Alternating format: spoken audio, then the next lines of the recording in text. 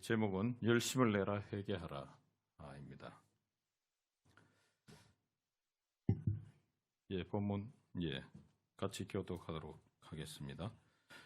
라오디게아 교회의 신분이꾼에게 이렇게 써 보내라. 아멘이신 분이시오, 신실하시고 참되신 증인이신 분이시오, 하나님의 창조의 처음이신 분이 말씀하신다.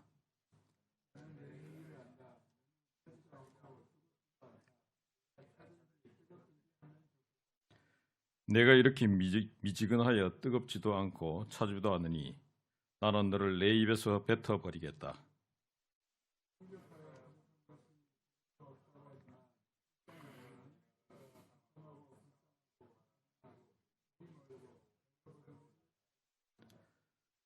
그러므로 나는 내게 권한다. 내가 부유하게 되려거든 불의 정연한 금을 내게서 사고 내 벌거벗은 수치를 가려서 내지 않으려거든 흰옷을 사서 입고 내 눈이 밝아지려거든 안약을 사서 눈에 발라라.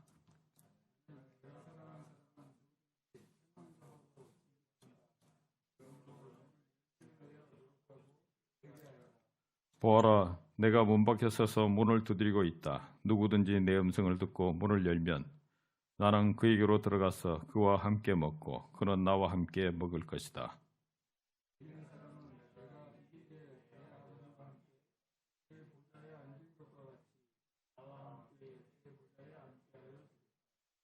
같이요. 귀가 있는 사람은 성령이 교회들에게 하시는 말씀을 들어라.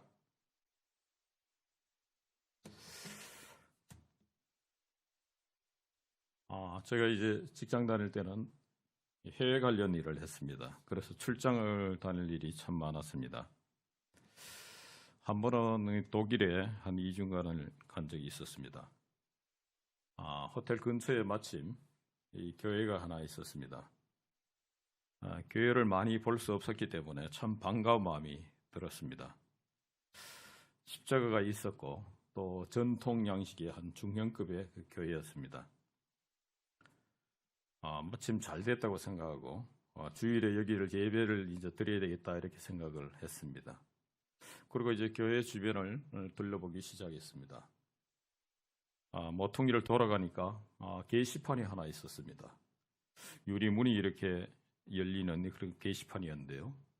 그 게시판에 작은 이제 메모 하나가 있었습니다. 언제 붙였는지 모르지만 아주 오래됐다는 것을 알 수 있는 것이 빛이 많이 발해 있는 그 게시판이었습니다. 메모지였습니다. 무슨 내용인지는 잘 몰랐지만 좀 이상한 생각이 좀 들었습니다. 그래서 이제 출근하면서 계속 그 교회를 봤는데 문이 열리는 날이 별로 없었습니다. 그래서 주일에는 열리겠거니 이렇게 생각했지만은 주일이 되었지만 여전히 교회 문은 열리지 않았습니다.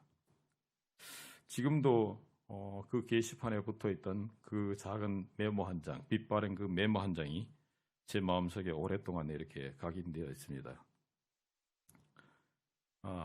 독일 하면 우리가 이제 아는 것이 1500년 말에 이제 종교 개혁이 시작됐던 그곳이었습니다. 각종 신학이 태동하고 또 한때 부흥의 중심지였던 이 독일이 왜 이렇게 되었을까 하는 그런 많은 생각을 하게 되었습니다. 영국의 경우에도 이렇습니다. 5만 번 기도응답을 받았고 또 2,000명의 고아를 이제 도왔던 그 조지 뮬러, 유명한 분이죠. 그 다음에 중국의 성교의 문을 열었던 허드슨 테일러, 우리가 다 익히 아는 분들입니다. 이외에도 이제 수많은 분들이 있는데 다 유럽 분들입니다. 참 안타까운 것은 이 유럽에는 참 이런 모습들이 이제는 더 이상 볼 수 없다는 것입니다. 무엇이 문제일까요? 또 왜 이렇게 되었을까 하는 마음이 들 때마다 참 경계가 되면서 마음이 답답해지기도 합니다. 오늘은 그 라오디게아 교회에 주시는 말씀입니다. 그동안 이제 소아시아 그 6교회에 대해서는 들었습니다. 첫사랑을 잃어버렸던 그 에베소 교회를 향한 그 책망도 저희들이 들었고요. 그 다음에 작은 능력으로 충성했던 빌라델피아 교회에 대해서도 칭찬에 대해서도 어제 들었습니다. 그런데 참 이 라오디게아 교회는 참 답답한 것이 유일하게 칭찬이 한마디도 없는 그 교회입니다. 그래서 이 교회, 이 라오디게아에 대한 말씀을 들을 때마다 마음이 또 무거워지고 답답함을 많이 느끼게 됩니다. 물론 이 소아시아 7교회는 각 지역이나 또 시대나 그 상황에 따라 아마 적용되는 교회가 아마 다르라고 생각됩니다. 우리 교회에 주시는 교회는 말씀은 어떤 교회의 말씀일까요? 정말 원하기는 이 라오디게아 교회만큼은 아니기를 또 소망하게 됩니다. 이 라오디게아 교회는 동역자인 에바브라에 의해서 시작됐습니다. 먼저 지도를 좀 보겠습니다. 예, 동남쪽으로 필라델피아 동남쪽으로 약 72km 정도 떨어져 있다고 합니다. 그래서 위로는 그 히에라볼리가 있고요, 밑에서는 골로새가 있어서 이렇게 라오디게아는 그 중간 지점쯤 이제 위치를 하고 있다고 합니다. 이렇게 라오디게아는 군사의 중심지이고 교통의 중심지이고 또 상업의 중심지였다 합니다. 그래서 당대 제1의 그 부유한 도시다, 그렇게 얘기하고 있습니다. 그 예로 이제 AD 17년에 이 지역에 대규모 지진이 일어났다고 합니다. 근데 다른 지역은 모두 다 로마 그 중앙정부로 지원을 받았는데요. 이 라오디게아만큼은 자신들은 필요 없다고 해서 이제 거절했다고 할 정도로 굉장히 부유한 도시였다고 합니다. 그러다 보니까 이제 로마의 간섭도 없고 신앙생활에 이 시대에는 굉장히 핍박이 심했던 시기였는데 이 라오디게아만큼은 어떤 핍박도 받지 않고 독립적으로 그렇게 생활할 수 있다고 합니다. 참 살기 좋은 곳이겠죠. 그리고 이 지역에는 아주 그 검정색 양모로 굉장히 유명한 지역이라고 합니다. 또한 이 지역에서는 굉장히 이제 의학교가 있었고요. 그다음에 눈이나 기계의 치료가 되는 그 고약을 또 생산해서 팔아서 굉장히 수많은 부를 이제 축적한 아주 부유한 도시였습니다. 그런데 이렇게 좋은 이 도시에 한 가지 문제가 있었습니다. 그 한 가지 문제는 바로 물 사정이 좋지 않다는 것입니다. 그래서 위에는 히에라볼리에서 약 10km 정도 떨어진데요. 여기서 이제 뜨거운 온천을 이제 끌어오고 또 골로새에서 차가운 이제 물을 끌어오게 됩니다. 그런데 이 물들이 한 10km를 지나면서 아마 그 더운 지역이기 때문에 뜨뜻미지근한 상태가 된다고 합니다. 그리고 특징이 또 유럽에는 그 석회석이 많지 않습니까? 그렇다 보니까 이제 이 물을 먹으면 곧바로 이제 토하게 되는 그런 현상이 나타나고 합니다.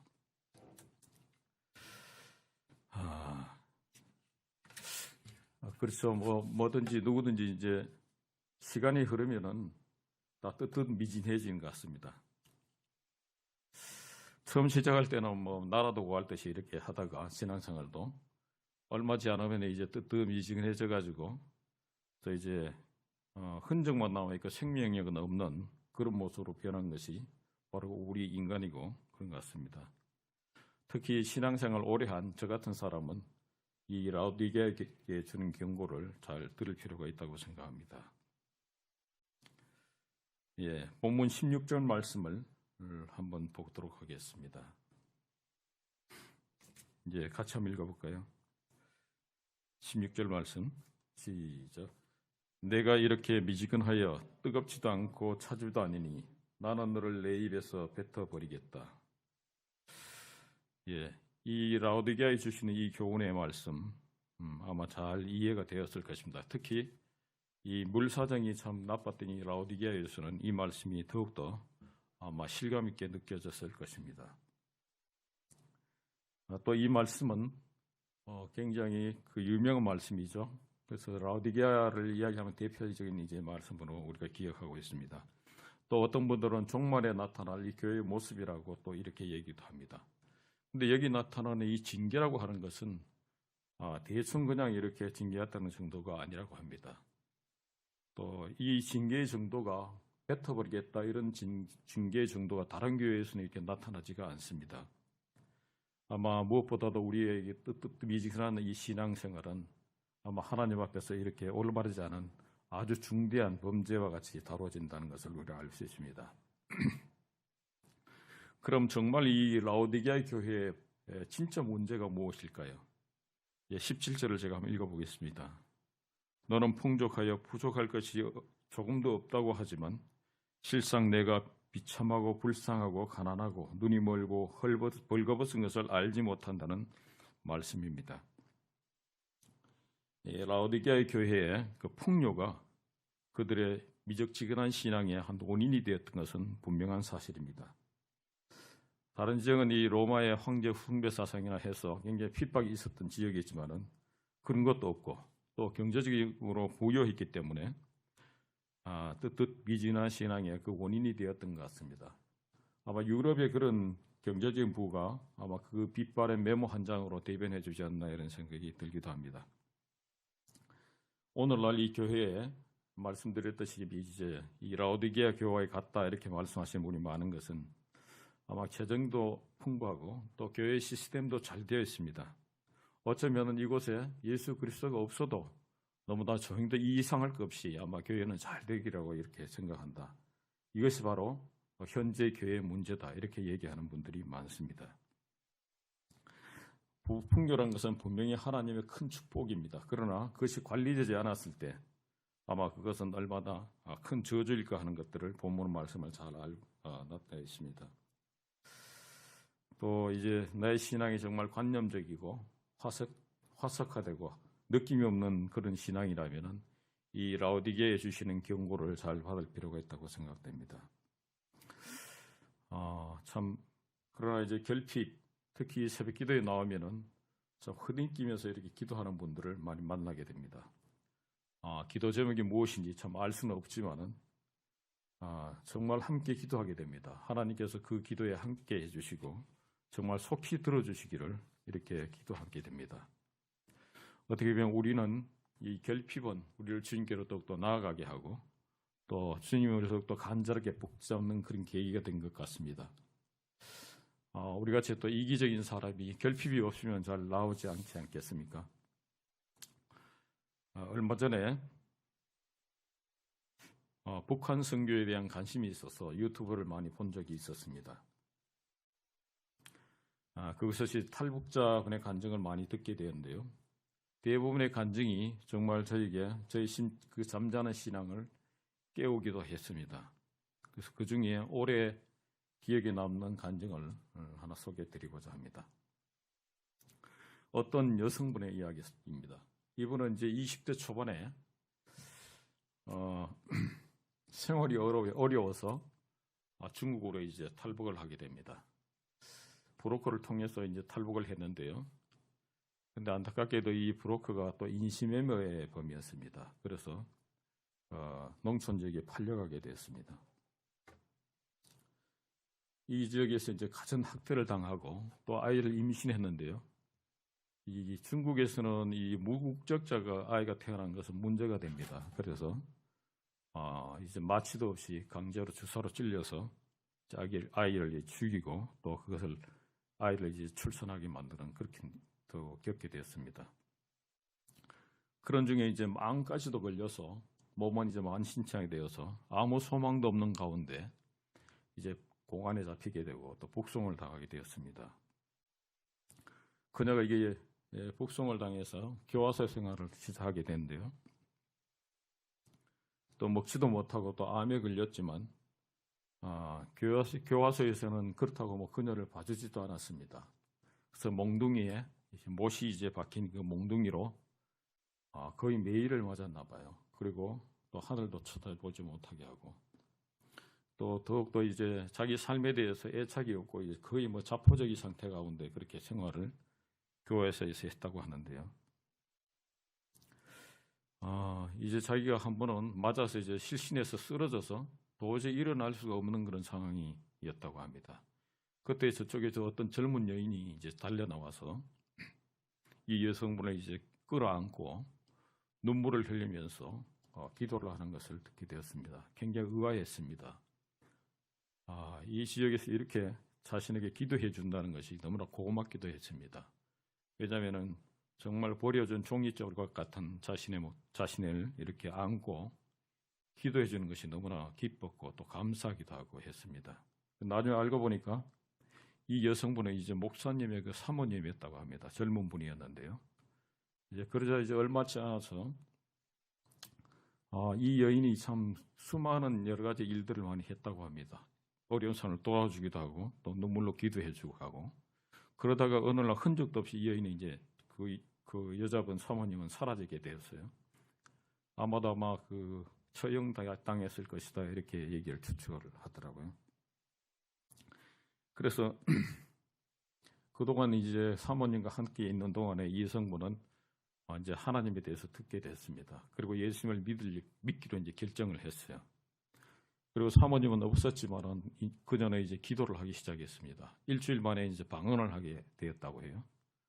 그리고 이제 기도가 너무나 하고 싶어서 이제 6시에 남들이 일어나지만은 1시간 전인 5시에 일어나서 이제 화장실에 가서 기도를 했다고 합니다.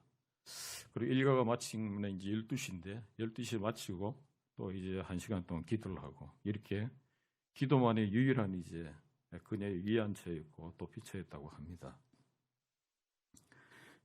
참 저도 새로운 사실인데 그 화장실에서 기도하다가 또 다르게 기도하는 분을 또 만났는데요. 그래서 참 이렇게 공동체가 형성되고, 그래서 거기 교화소에 있는 동안에 8명의 사람이 이제 예수님께 인도했다고 합니다. 네. 그리고 이제 이 3년의 교화소 생활을 끝나고 이제 고향으로 돌아왔는데요.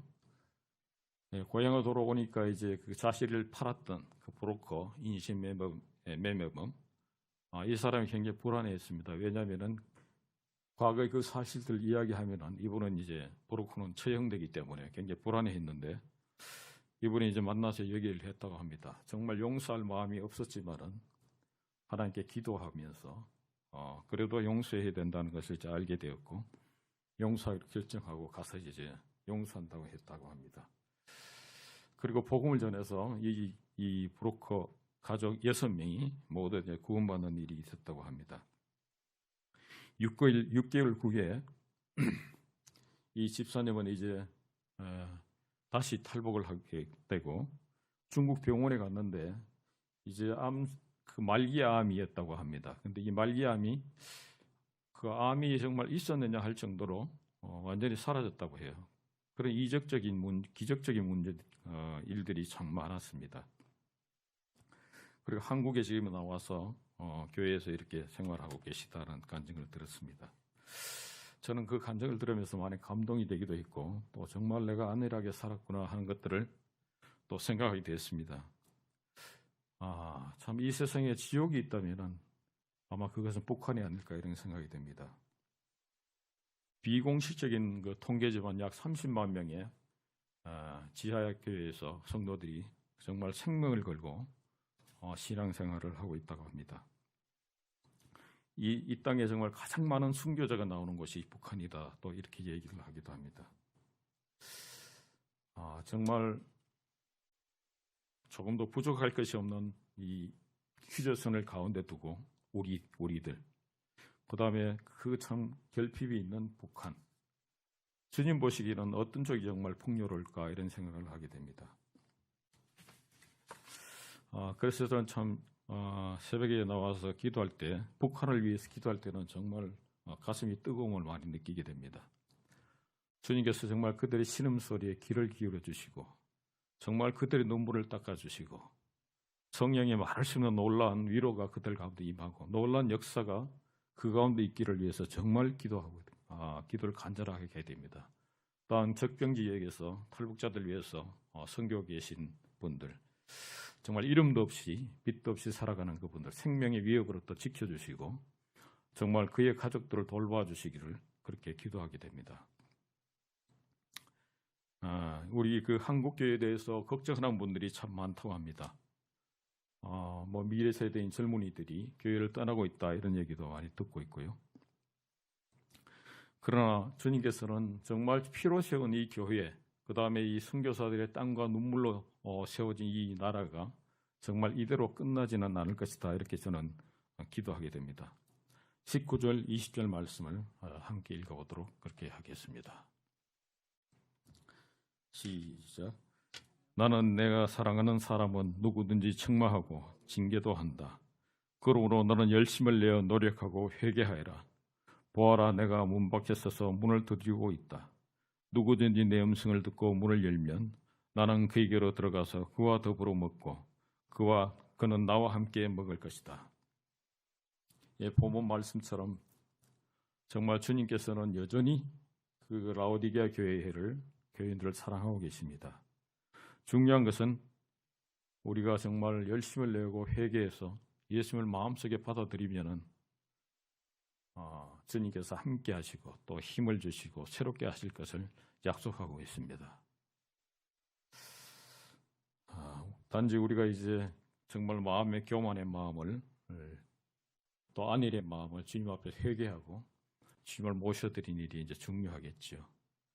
예, 마지막으로 저희들 예레미야 4장 4절 말씀을 같이 함께 보도록 하겠습니다. 제가 읽겠습니다. 너희는 스스로 할례를 행하여 너희 마음 가죽을 베고 나 여호와께 속하라. 마음 가죽을 벤다는 것은 어떤 의미일까요?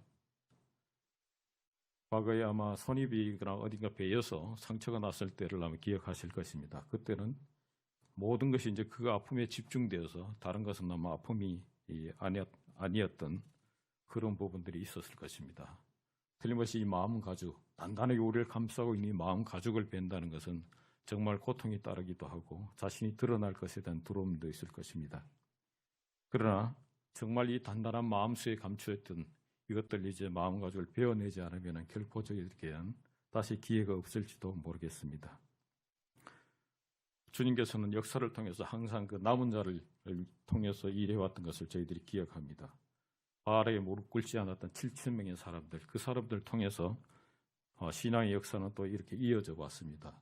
주님께서는 마음 가죽을 베고 정말 그 주님 안에서 남은 자, 그 사람을 통해서 이 마지막 시대에 일하실 것을 믿습니다. 지난 기회에 저희 교회 1년을 이제 결산하는 그런 말씀을 들었습니다. 참 많은 감동이 되었습니다. 31분의 그 예수님을 믿는 사람이 새로 생겼다는 것이 이 코로나 시대에 얼마나 귀중한 일인가 하는 것들을 또 생각하게 되었습니다. 또 26명의 목자, 목녀, 부목자로 헌신한 사람이 있었다는 것이 또 저에게 또 정말 놀라운 감동이 되었습니다. 고린도전서 15장 58절 말씀은 이렇게 이야기합니다. 그러므로 내 사랑하는 형제들아 경고하며 흔들리지 말며 항상 주의 일에 더욱 힘쓰는 자들이더라. 이는 너희 수고가 주 안에서 헛되지 않은 줄을 알미니라. 예, 주님께서 이 말씀을 지난주 설교를 통해서 저에게 말씀하셨습니다. 앞으로 또 어떤 일에 어떤 곳에도 어떤 일로 하나님께서 부르실지 모르지만 2022년은 정말 주님 앞에서 새롭게 되고 정말 저의 교만을 싸고 있는 이 마음 가죽을 베어버리고 또 가슴 떨리는 그 한 해를 보내기를 원합니다. 감사합니다. 기도하겠습니다.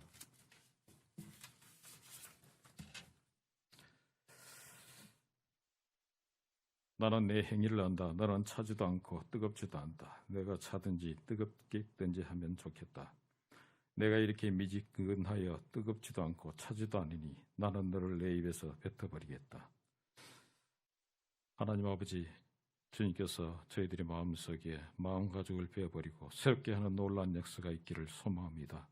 그동안 참 이만하면 됐다. 나는 그렇게 해서 잘 살았다. 이렇게 마음 가죽을 싸고 있던 마음 가죽들을 베어버리게 주님 도와주시고 주님 앞에서 열심을 새롭게 하는 귀한 시간들 될 수 있도록 도와주시기를 원합니다. 그래야 주님께서 남은 자를 통해 역사하셨던 놀라운 일들이 저희들의 참 경험이 되어질 수 있도록 주님께서 도와주시기를 간절히 소망합니다. 이 아침에 주님 앞에 간절함으로 나온 우리 또 성도님들 하나님께서 함께하여 주시고 주님의 놀라운 위로와 또 하나님의 놀라운 역사가 있기를 주님 앞에 간절히 소망합니다. 예수님의 이름으로 기도드립니다.